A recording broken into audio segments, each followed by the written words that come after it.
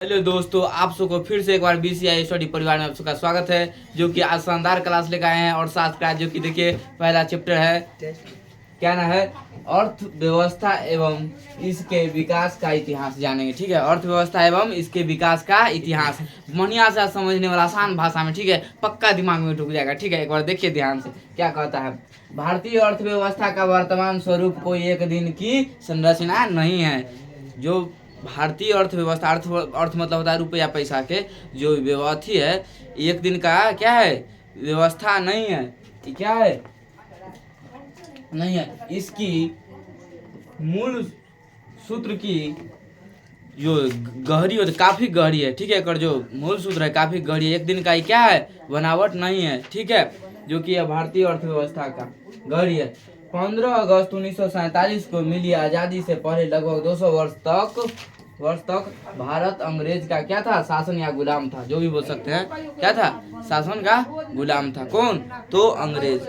आप सब समझ रहे होंगे। ठीक है, देख लीजिए, आप सबको बताते हैं अर्थव्यवस्था एवं इसके विकास का इतिहास क्या है। तो पहले समझेंगे अर्थव्यवस्था। देख लीजिए क्या है, पहले समझेंगे अर्थव्यवस्था होता क्या है। ठीक है, तो अब समझेंगे एक विकास का इतिहास के बारे में समझेंगे। क्या इसके बारे में समझेंगे, विकास के इतिहास के बारे में। तो आप सब ध्यान से रहिएगा और बढ़िया से कॉपी कलम चाहिए ले लेने के तो ले लीजिएगा, काहे कि जहाँ हम बताएंगे वहाँ पर नोट कीजिएगा। ठीक है, और ज़्यादा अधिकतर में क्या होता है, ऑब्जेक्टिव क्या ही बहुत सोर्सेस रहता है, मतलब पूछा जाता है। जो कि पूछा जाता है कि भारत कितने वर्षों तक अंग्रेज शासन का गुलाम था, मतलब या ब्रिटिश का, या बोल सकते हैं इंग्लैंड का, तो बोलिएगा 200 वर्षों तक। कितने वर्षों तक, 200 वर्षों तक। यह एक दिन गुलाम हो जाता है तो कोई बात नहीं, मान लेते, पर 200 वर्ष तक था। इसको अब अथी करने के लिए, अर्थव्यवस्था को ठीक करने के लिए क्या करना पड़ेगा, हम सबको 200 वर्ष तक मेहनत करना पड़ेगा। तब क्या होगा, भारत का अर्थव्यवस्था ठीक होगा।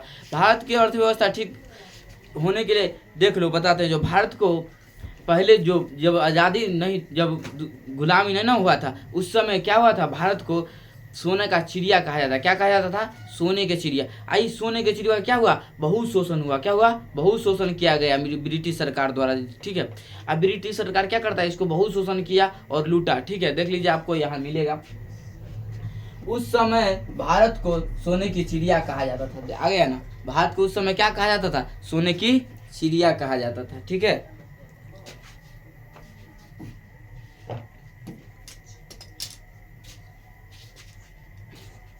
लेकिन अंग्रेजी शासन ने सोने की इस चिड़िया को भरपूर क्या किया, शोषण किया गया। ठीक है, भरपूर शोषण किया तथा जमकर लूटा गया। क्या किया गया, जमकर लूटा, जिसके कारण भारत में आर्थिक विकास की गति मंद मतलब होता है कमजोर। क्या हो गया, कमजोर हो गया। ठीक है, क्या हो गया, मंद हो गया। और जब अधिक शोषण किसी को किया जाए तो क्या होगा, मंद होबे करेगा। मान लो कोई दोस्त है और दोस्त को क्या कर रहा है, तो ओकरा से पैसा ले रहे हैं आप, तब जो पैसा ले रहे हैं तो उससे क्या होगा, ओकर स्थिति मंद होगा, धीरे धीरे आर्थिक आय ओकर क्या होगा, घटते जाएगा। उसी प्रकार ब्रिटिश सरकार भारत को क्या किया, शोषण किया, भरपूर शोषण। इस चिड़िया, सोने की चिड़िया का खूब लूटा। ठीक है, जमकर। और इसका क्या हुआ, आर्थिक विकास जो हो रहा था, विकास पैसा रुपया के विकास जो हो रहा था, क्या हुआ, गति मंद हो गया। क्या हो गया, मंद हो गया या नगण्य रही। देखिए, आजादी के समय भारतीय अर्थव्यवस्था का सामाजिक, आर्थिक, राजनीतिक, संस्कृति, मतलब सामाजिक रूप से, सांस्कृतिक रूप से, आर्थिक रूप से सबसे क्या हो गया था, भारत कमजोर हो गया था जब इसका शोषण किया गया था। ठीक है, आगे देखिए,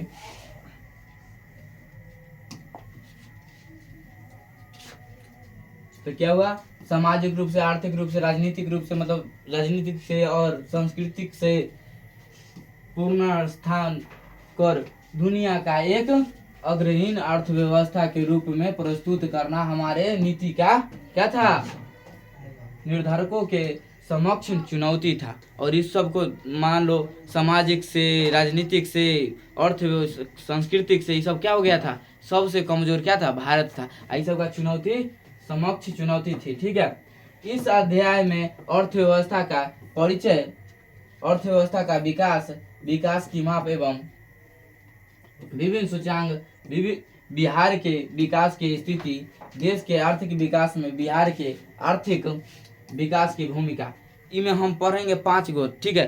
पहला तो पढ़ेंगे क्या, अर्थव्यवस्था का परिचय। क्या पढ़ेंगे, पहला अर्थव्यवस्था का परिचय। दूसरा जो पढ़ेंगे अर्थव्यवस्था का विकास, मतलब अर्थव्यवस्था का विकास से कैसे हुआ पूंजी को, ठीक है। जो अगला पढ़ेंगे विकास का माप एवं सूचांक, ठीक है, सूचांक के बारे में पढ़ेंगे। फिर बिहार का विकास, ठीक है, और बिहार के विकास की स्थिति कैसा था, और देश के आर्थिक विकास, ठीक है। तो इस सबको हम क्या करेंगे, अच्छा से समझेंगे।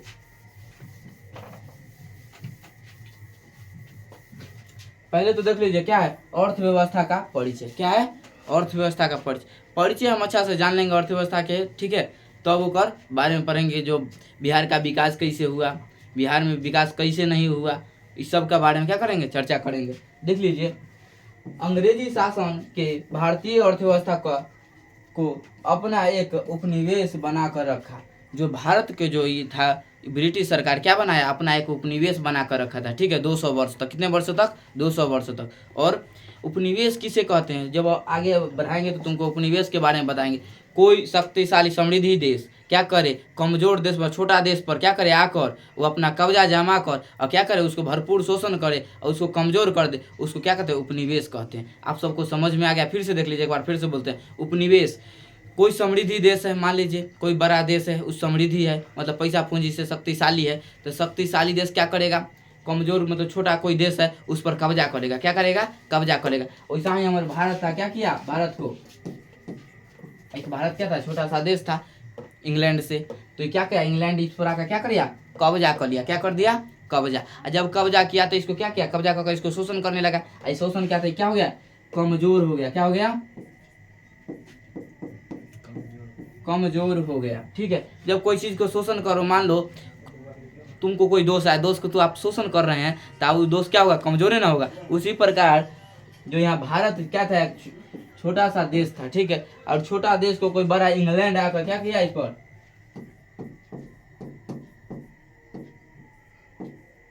इंग्लैंड आकर क्या किया, कब्जा करके इसको क्या किया, शासन करने लगा। और जब यही बात पर देखो, कोई समृद्धिशील क्या हुआ देश, समृद्धिशील था इंग्लैंड, ठीक है, जिसको ब्रिटिश भी बोलते हैं। तो समृद्धिशील था, और समृद्धिशील देश आकर छोटा सा देश में क्या किया, कब्जा कर लिया। क्या किया लिया, कब्जा। और जब इस पर कब्जा किया, ठीक है, जब इस पर कब्जा कर लिया तो क्या हो गया, इसका कमजोरी हो गया। मतलब कमजोर मतलब कमजोर हो गया, रुपया पैसा से क्या हो गया, इस सब तो क्या रख लिया, इंग्लैंड शोषण करने लगा। यहाँ के जितना भी चीज होता था ना भारत में, वो सब लेकर चला जाता था इंग्लैंड में, ठीक है। और वहाँ से बनाकर फिर यहाँ पर लाकर वही अधिक महंगा में बेचता था, और यहाँ के लोग लेता था। कहा कि यहाँ के लोग क्या था, बहुत अथी था, कमजोर हो गया था और रुपया पैसा से, ठीक है, तो यहाँ के लोग खरीदने लगता था। चलिए आगे समझते हैं भजान के उपनिवेश के बारे में, एक बार देख लीजिएगा, फिर हमें लिख ले।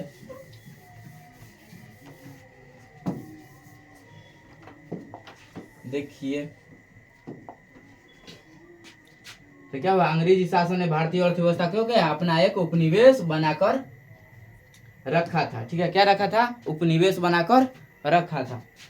उन्होंने एक नीति अपनाई, उन्होंने क्या किया, एक नीति अपनाई, ठीक है, जिसका क्या था, फूट डालो और शासन करो की नीति था। क्या था, फूट डालो और शासन करो। फूट डालो मतलब इस सबको क्या कर दो, फुटा दो, मतलब अलग अलग कर दो, ठीक है, और इस पर शासन करो। क्या नीति था, तो ब्रिटिश सरकार का, इंग्लैंड का था। किसका था, इंग्लैंड का था।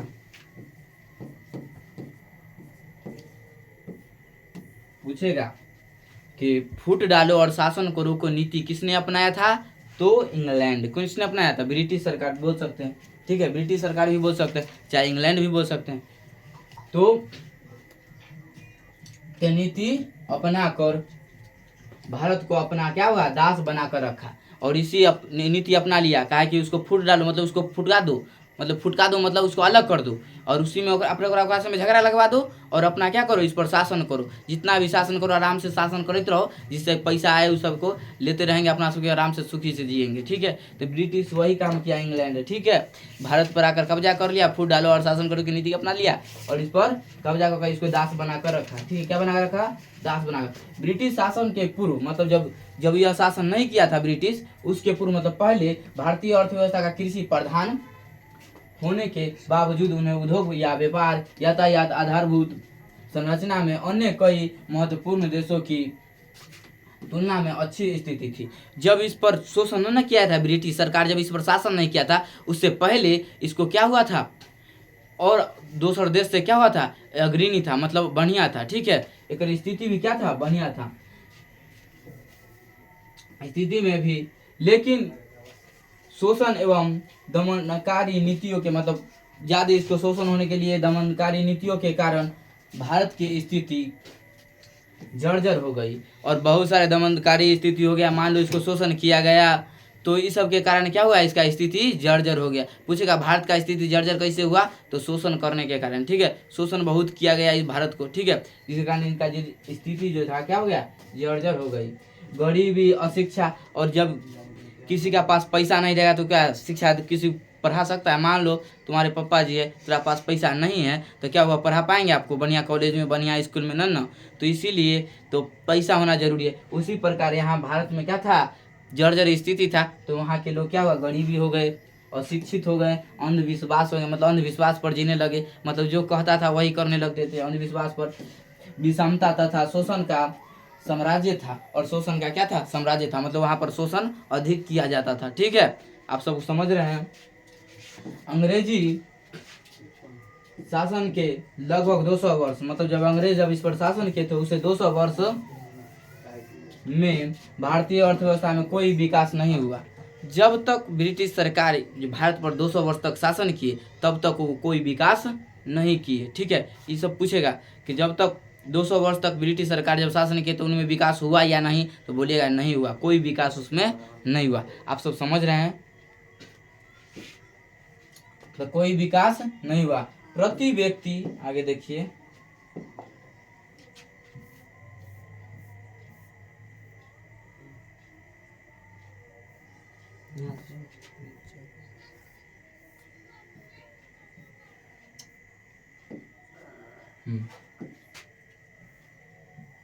देखिए प्रति व्यक्ति आय, उन्हें था ना प्रति व्यक्ति, तो देख लीजिए प्रति व्यक्ति आय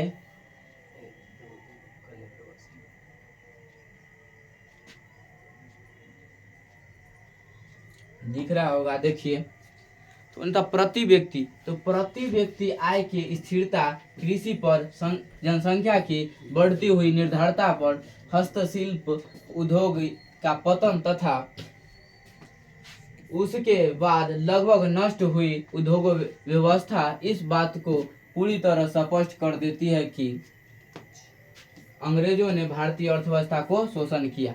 और इससे क्या हुआ, इसे पूरा स्पष्ट कर दिया कि जो अंग्रेज जो था भारत को क्या किया, अधिक शोषण किया, अर्थव्यवस्था को, क्या अर्थ मतलब होता है रुपया पैसा वाला, व्यवस्था को क्या कर दिया, शोषण किया। ठीक है, तो कैसे किया, तो जनसंख्या से किया, मतलब बहुत सारे जनसंख्या, कृषि प्रधान देश था पहले, एकरा से पहले जब तक शोषण नहीं किया था उससे पहले इसको कहा जाता था कृषि प्रधान देश।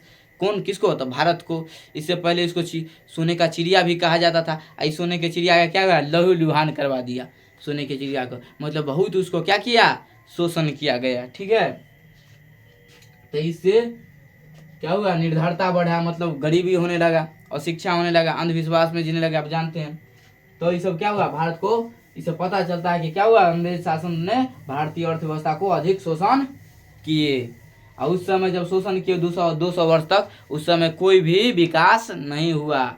ठीक है, आगे देखिए क्या है उपनिवेश, क्या है उपनिवेश, जिसको कोलैंड बोलते हैं, क्या बोलते हैं, कोलैंड। तो उपनिवेश को कोलैंड बोलते हैं। देख लो इसमें वही उपनिवेश के बारे में हम बता दिए थे, एक बार फिर से देख लो।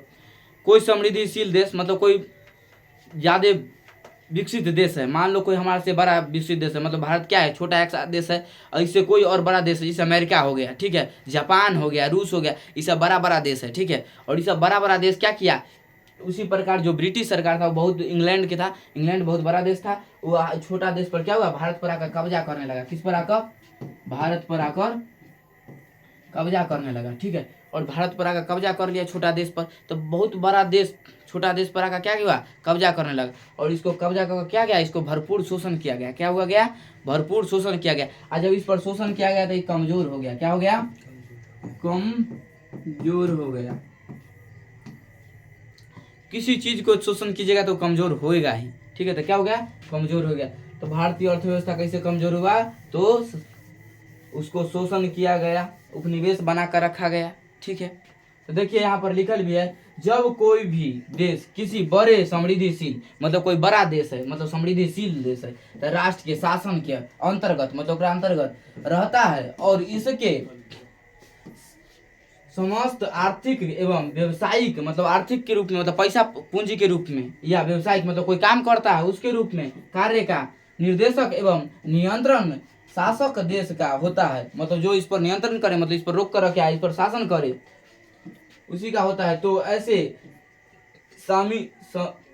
शासित देश को शासक देश का उपनिवेश कहा जाता है और ऐसे ही उस देश को क्या कहा जाता है, शासक देश को उपनिवेश कहा जाता है। तो आप सब समझ रहे हैं उपनिवेश किसको कहा जाता है। कोई समृद्धिशील विकासशील क्या हो देश हो, वो हमारा छोटा सा एक देश पर कब्जा कर ले और उसको शोषण करने लगे, उससे वो कमजोर हो जाए और उससे क्या होने लगता है और उसी को हम क्या बोलते हैं, उपनिवेश कहते हैं। तो भारत क्या था, ब्रिटिश सरकार का उपनिवेश था। पूछेगा उपनिवेश कौन था, भारत के कर था तो ब्रिटिश का था। किसका था, ब्रिटिश का। और भारत करीब 200 वर्ष तक ब्रिटिश शासन का एक उपनिवेश था। समझ गए। इससे आप समझ लीजिए, चाहे हमारा भाषा में समझ लीजिए कि कोई भी विकासशील देश छोटे से देश पर आकर कब्जा कर लिया, उसको शोषण करने लगा, वो कमजोर हो गया, इसी को क्या कहते हैं, उपनिवेश कहते हैं। अपना भाषा में लिख लीजिए, चाहे इस भाषा में लिख लीजिए, जो लिखना है वो लिख लीजिए। पर आप कॉपी ले हैं तो अभी लिख लीजिए, नहीं तो बाद में लिख लीजिएगा, कोई बात नहीं है। फोटो खींच लीजिए, आप लिख लीजिएगा। आगे चलते हैं। देखिए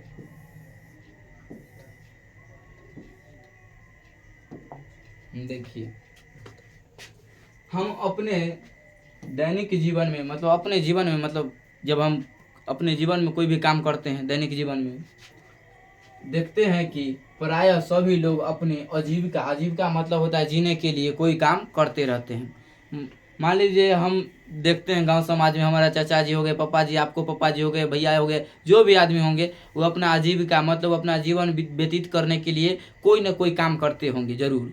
कोई मान लीजिए कोई डॉक्टरी करते होंगे, तो कोई इंजीनियर करते होंगे, कोई पढ़ाई ही करते होंगे। तो पढ़ाई करना तो ये तो कोई बात नहीं है, जो काम करके क्या हुआ है उससे आजीविका अर्जन मतलब कि उससे क्या रुपया पैसा निकले। ठीक है, मान लीजिए कोई किसान, मान लीजिए आपका पापा किसान है या मेरा पापा किसान है, तो उससे जो पैसा निकलता है तो आजीविका अर्जन हुआ। ठीक है, उसी प्रकार आप सब देखते होंगे, देख रहे क्या बोलता है, हम अपने दैनिक जीवन में देखते हैं कि प्राय सभी लोग अपनी आजीविका अर्जन के लिए विभिन्न प्रकार की क्रियाएं मतलब होता है काम, विभिन्न प्रकार के काम में लगे रहते हैं। मतलब विभिन्न प्रकार मतलब कोई भी काम हो, मान लीजिए बहुत सारे प्रकार के काम होते हैं। मतलब कोई काम करता है, सेवा दे रहे हैं, आप सबको हम पढ़ा रहे हैं तो हमारे क्या है, काम है, तो हम भी काम कर रहे हैं। कोई मान लीजिए डॉक्टर है तो वह सेवा दे रहा है, मतलब उसको देखभाल कर रहा है रोगी को, तो वो कर सेवा हो गया, मतलब वो काम हो गया।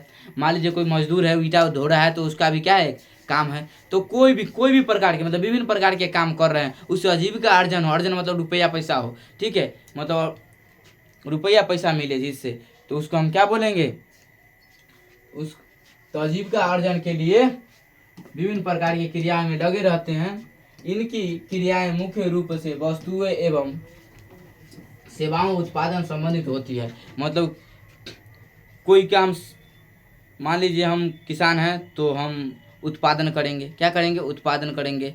मान लीजिए हमारा पिताजी किसान है तो उत्पादन करेंगे। मान लीजिए हम आप सबको पढ़ाते हैं तो हम सबको क्या आप सबको दे रहे हैं, तो सेवा दे रहे हैं। तो सेवा देना है या उत्पादन करना, कोई वस्तु को उत्पादन कर रहा है तो कोई व्यक्ति उससे को सेवा दे रहा है। तो मान लीजिए कोई व्यक्ति क्या कर रहा है, उत्पादन कर रहा है। जैसे मान लीजिए कोई वस्तु, हमारा पिताजी हैं किसानी करते हैं तो उससे गेहूँ चावल उपजता है, तो वो हमारा परिवार चलता है, खाते पीते हैं सब लोग। ठीक है, आप सबको भी जो पिताजी किसान होंगे वो गेहूँ चावल तो इस सब वस्तु का क्या हुआ, उत्पादन किया गया। मतलब उत्पादन मतलब उसको बनाया गया, मतलब उसको उत्पादन कर लाया गया और वही अपना सबके क्या करते हैं, खाते हैं। और मान लीजिए आप सबको हम पढ़ा रहे हैं तो आप सबको हम क्या कर रहे हैं, सेवा दे रहे हैं। क्या कर रहे हैं, तो सेवाओं का उत्पादन से संबंधित है, मतलब सेवा भी आप सबको दे रहे हैं। उदाहरण के लिए किसान खेत खलिहानों में, मतलब जो उदाहरण के लिए, तो हम आप बताइए दिए एक बार फिर से एक बार देख लीजिए। उदाहरण के लिए किसान जो खेत खलिहानों में, मजदूर कल कारखानों में जो मजदूर होते हैं, कल कारखानों में मतलब जैसे में ईंटा बालू ढो रहे हैं। मतलब शिक्षक के स्कूल में, मान लीजिए हम शिक्षक हैं तो आप सबको पढ़ा रहे हैं, तो शिक्षक के स्कूल में तथा कॉलेजों में, मतलब कॉलेजों में पढ़ा सकते हैं, स्कूल में पढ़ा सकते हैं। एवं वकील कोर्ट कचहरी में, मतलब कोर्ट आर में रहते हैं वकील सब, देखते होंगे जज आर, ठीक है। कोर्ट कचहरी में अपने कार्य में लगे रहते हैं। कार्य मतलब होता है काम।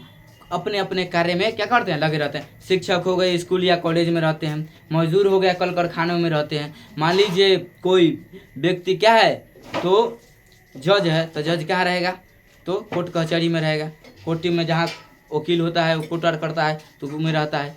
तो हर व्यक्ति को अलग अलग काम हो रहा है, मतलब अलग अलग काम कर रहा है, तो उसको आजीविका अर्जन के लिए किया जाता है। तो अपना अपना कार्य में लगे रहते हैं। और प्रश्न यह है कि मतलब प्रश्न यह है कि ये सभी लोग अपने अपने कार्य व्यस्त क्यों रहते हैं, मतलब जितना भी लोग ये अपने अपने कार्य में क्यों व्यस्त रहते हैं। तो आप सब जानते हैं कि कोई भी हम भी काम आप सबको पढ़ा रहे हैं तो हम कला पढ़ा रहे हैं, कोई ज़रूरी होगा हाँ। कोई भी आपको पिताजी हैं चाहे आपको भैया हैं, कोई भी काम कर रहे हैं, मतलब कहीं जाकर मान लीजिए कोई फैक्ट्री में जाते हैं तो कोई किसान करते हैं, कोई के भैया किसानी करते हैं, कोई के पिताजी किसानी करते हैं, ये सब कला करते हैं। क्यों जरूरी है, ये सब व्यस्त कला रहते हैं अपने अपने काम में। तो व्यस्त रहते हैं इसलिए क्या है कि उससे क्या हो, पूंजी मतलब आय प्राप्त हो, किससे प्राप्त हो, आय प्राप्त हो, इसीलिए वो अपना अपना काम में व्यस्त रहते हैं। हम भी आप सबको पढ़ाते हैं, हमारा क्या हो रहा है, आय इससे प्राप्त हो रहा है, इसीलिए आप सबको हम क्या कर रहे हैं, पढ़ा रहे हैं। समझ रहे हैं ना। चलिए तो समझ गए कि व्यस्त क्यों रहते हैं, क्यों का जवाब मिल गया, क्योंकि सब अपना अपना पैसा और पूंजी के लिए व्यस्त रहता है हर काम में। कोई मजदूर है तो ईंटा बालू ढो रहा है, उससे क्या हो रहा है, उसको आय मिल रहा है। मान लो हम शिक्षक है, वो कॉलेज या स्कूल में पढ़ा रहा है, इसलिए क्या है कि उससे आय मिल रहा है।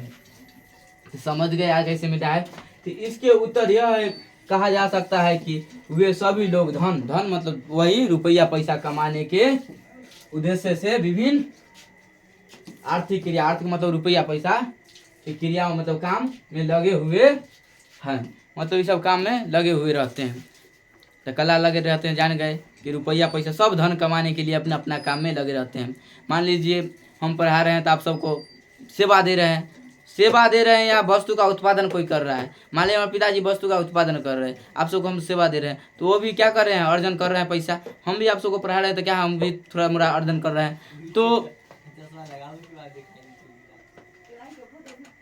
जिससे उनके परिवार के सदस्य को आवश्यक पूरा मतलब जो उसका आवश्यकता होता है उसको पूर्ति हो। मतलब मान लीजिए हम पढ़ा रहे हैं, इससे जो हमारा परिवार हो इससे उसका पूर्ति चले, मतलब खाना पीना जो हो इससे क्या हो, खर्चा चले। इसीलिए तो कोई आजीविका अर्जन चलाता है, मतलब जिससे कि हमारा अर्जन हो, मतलब पैसा निकले, तभी ना कोई काम करता है। मान लीजिए किसी का पिताजी किसान है तो उससे क्या होता है, खेत से गेहूँ निकले, चावल निकले, बहुत सारा मकई हुआ, ये सब क्या हुआ, हो रहा है। तो इससे क्या हो रहा है, हमारा आवश्यकता पूर्ति हो रहा है। इसको हम बेच देकर पैसा लेंगे, पैसा चाहते हैं हम, पैसा का आवश्यकता है तो पैसा ले सकते हैं। इसको अनाज का चाहिए तो अनाज भी ले सकते हैं, तो अनाज तो होते हैं।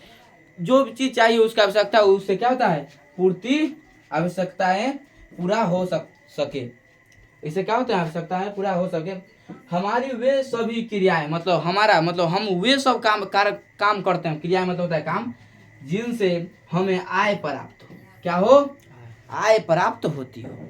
मतलब वे काम मतलब वे सारी काम मतलब हमारी वे काम मतलब जिनसे क्या हो, हमारा आय प्राप्त हो। वही बात बोलता है, हमारी वे सभी क्रियाएं मतलब क्रियाएं मतलब काम, जिनसे हमारे आय प्राप्त होती हो।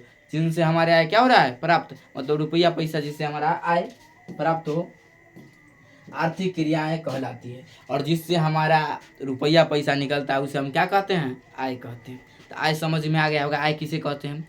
तो जिससे कोई व्यक्ति हमारी कार्य मतलब कोई भी व्यक्ति अपना कार्य कर रहा है मतलब काम कर रहा है, उससे क्या हो, आय प्राप्त हो, मतलब रुपया पैसा प्राप्त हो, उसे हम क्या कहते हैं, आय कहलाता है। ये आर्थिक क्रियाएं कहलाती है। क्या कहलाता है, आर्थिक क्रियाएं कहलाती है।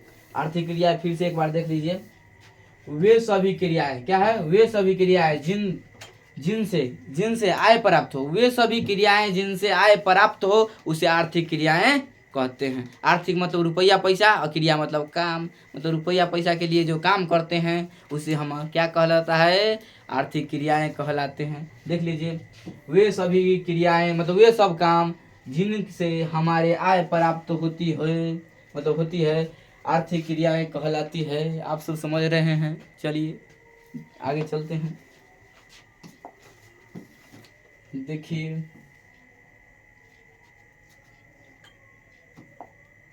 तो जान गए आर्थिक क्रियाएं किसे कहते हैं।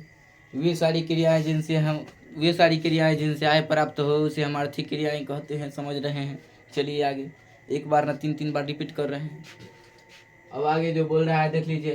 अर्थव्यवस्था एक ऐसा व्यवस्था ढांचा है जिसके अंतर्गत विभिन्न प्रकार की आर्थिक क्रियाएं संपादित की जाती है। मतलब एक अंदर बहुत सारे ऐसा क्रियाएं हैं जिनसे क्या होता है, इसका संपादित किया जाता है।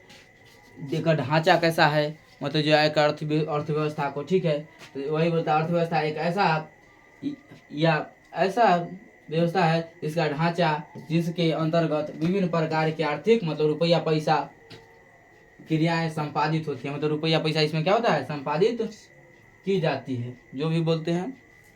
आगे देखिए, कृषि की जाती है। ऐसे कृषि उद्योग या व्यापार, बैंकीय, बीमा, परिवहन, मतलब कोई बैंक में काम कर रहा है उससे पैसा आ रहा है। कोई बीमा मतलब समझते हैं बीमार में पैसा भरता है, बैंकीय बीमा होता है।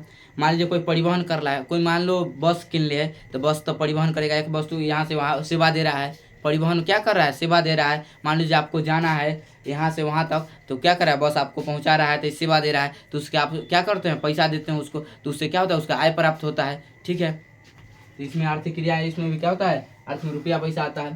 तो जो व्यापारी हो गया, व्यापारी मतलब सब्जी यार आप सबको दे रहा है तो व्यापारी है। तो कोई भी आया सब्जी दे रहा है तो आप सबको सब्जी का क्या जरूरी है, तो सब्जी दे रहा है तो उस वो क्या कर रहा है, आपसे पैसा ले रहा है, मतलब आय ले रहा है। ठीक है, तो कृषि हो गया, उद्योग हो गया, मतलब जो कल कारखाना होता है उद्योग तो उसमें आता है।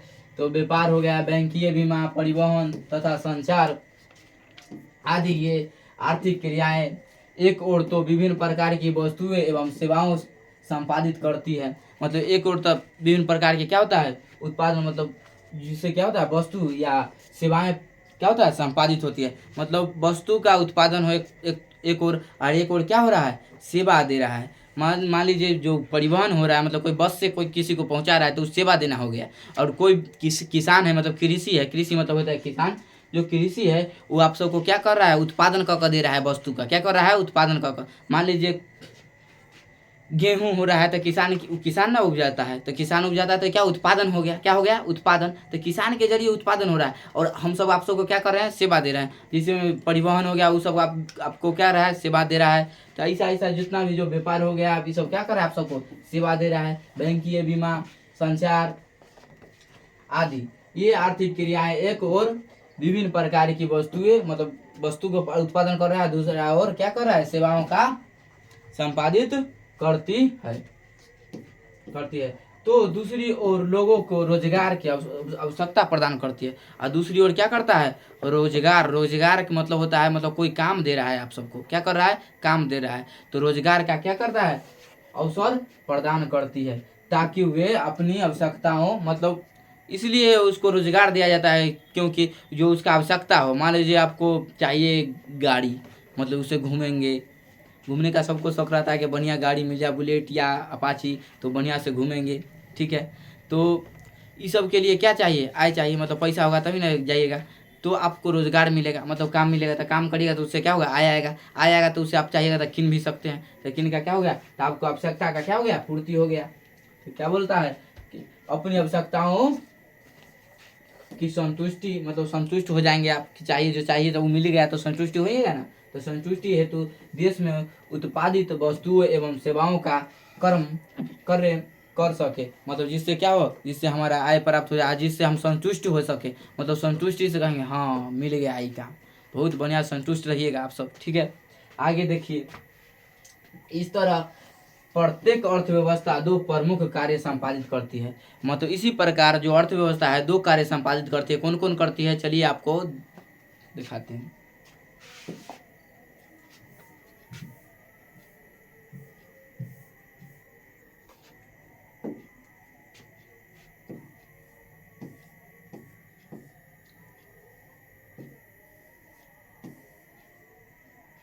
देखिए, जो पहला कार्य है, दो कार्य हम कहे थे, जो अर्थव्यवस्था होता है दो कार्य संपादित करता है। कौन कौन करता है, ऐसे देखिए।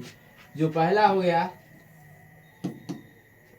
लोगों की आवश्यकताओं की संतुष्टि के लिए विभिन्न प्रकार की वस्तुएं एवं सेवाओं का उत्पादन करती है। मतलब जो लोग को चाहिए, मतलब वस्तु चाहिए या सेवा चाहिए। मान लीजिए कोई के रेलगाड़ी नहीं पहले था, तो रेलगाड़ी क्या हुआ, एक सेवा प्रदान करता है। मतलब वस्तु को, मतलब कोई व्यक्ति को यहाँ से वहाँ तक पहुँचाने का काम करता है कौन, तो रेलगाड़ी करता है।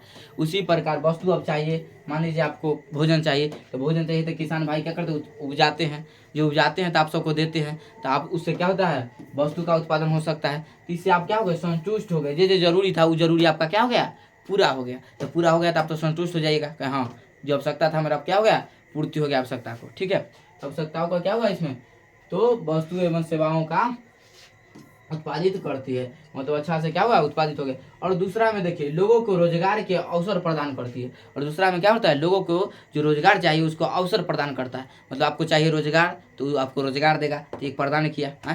तो दो चीज चाहिए व्यक्ति को, मतलब पहला तो वस्तु चाहिए और दूसरा सेवा। मतलब कौन इधर से उधर जा सकते हैं। मतलब बहुत सेवा में ऐसा नहीं से खाली जाने आने वाला सेवा।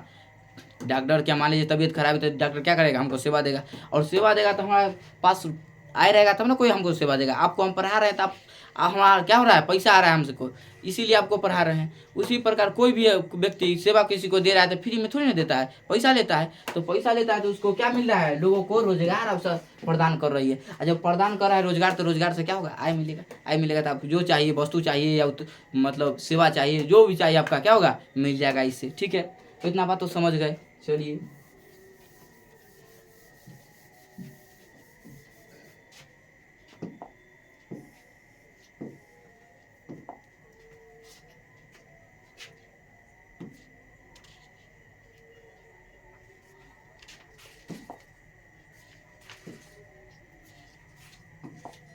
देखिए, कुछ अर्थशास्त्रियों ने अर्थव्यवस्था को निम्नलिखित प्रकार के परिभाषित किए हैं। मतलब बहुत सारे अर्थव्यवस्था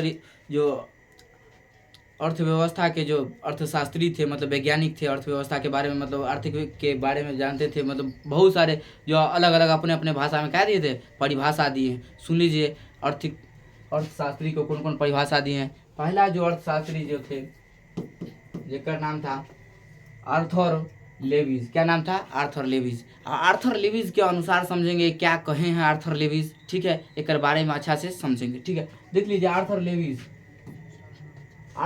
के अनुसार अर्थव्यवस्था का अर्थ किसी राष्ट्र से संपूर्ण व्यवहार होता है। मतलब कोई भी राष्ट्र, उससे क्या होता है, संपूर्ण क्या हो रहा है, व्यवहार होता है, जिसके आधार पर मानवीय आवश्यकताओं की क्या हो, संतुष्टि। मतलब मानव को संतुष्टि हो।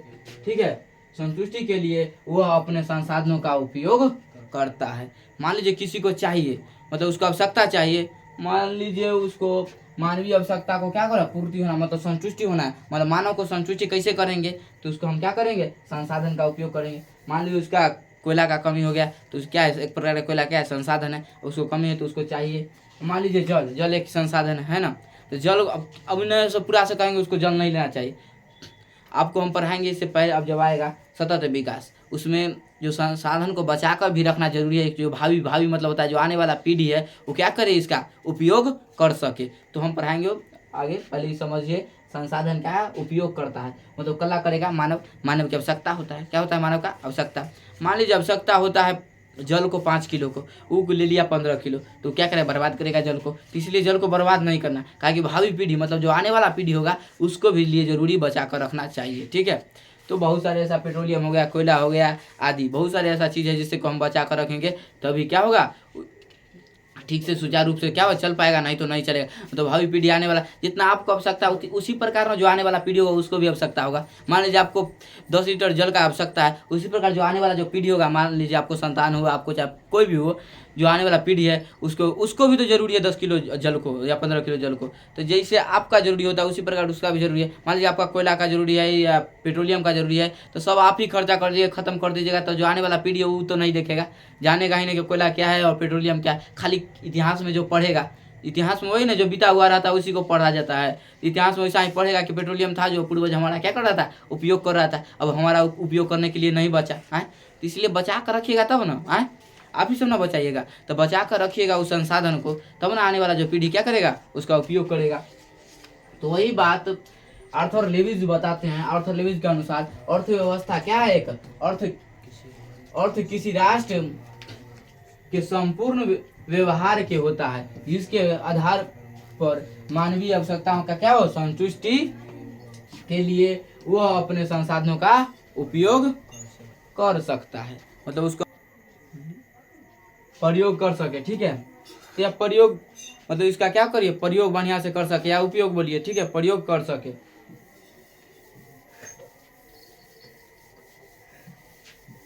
अब आगे चलते हैं। बहुत सारे जो अर्थशास्त्री थे बहुत बात बोले हैं। आगे देखिए ब्राउन के अनुसार क्या कहते हैं, यहाँ पर जो बताया गया है ब्राउन के अनुसार जो अर्थव्यवस्था आजीविका अर्जन का एक क्या है प्रणाली है। पूछेगा ब्राउन के अनुसार क्या है, तो यह आजीविका अर्जन एक तो छोड़िए, इतना नहीं पूछेगा कभी, हम जानते हैं, काहे कि बहुत बार देखे हैं कि यही वाला आए ना क्या। ब्राउन के अनुसार आ भी सकता है, काहे कि इसके अनुसार जो अर्थव्यवस्था मतलब रुपया जो पैसा है ये क्या है आजीविका मतलब जीवन चलाने के लिए क्या है एक प्रणाली है। क्या है प्रणाली है, मतलब जीवन चलाने के लिए क्या है एक प्रकार का प्रणाली है। कौन, तो अर्थव्यवस्था रुपया पैसा। ठीक है, रुपया पैसा रहेगा तभी आपका क्या होगा जीवन चलेगा, आजीविका चलेगा, मतलब परिवार है पूरा सदस्य चलेगा, नहीं तो नहीं चलेगा। वही ब्राउन कहते हैं। देखिए ब्राउन के अनुसार अर्थव्यवस्था आजीविका अर्जन की एक क्या है प्रणाली है। आगे देखिए दूसरे शब्दों में अर्थव्यवस्था आर्थिक क्रिया मतलब आर्थिक रुपया पैसा के काम का एक ऐसा संगठन है जिसके अंतर्गत लोग कार्य करके अपनी आजीविका चलाते हैं। मतलब कार्य मतलब होता है काम, काम का क्या करोगे अपना आजीविका मतलब अपना पेट पालन करते हैं। ठीक है, मतलब अपना परिवार चलाते हैं। आगे चलिए,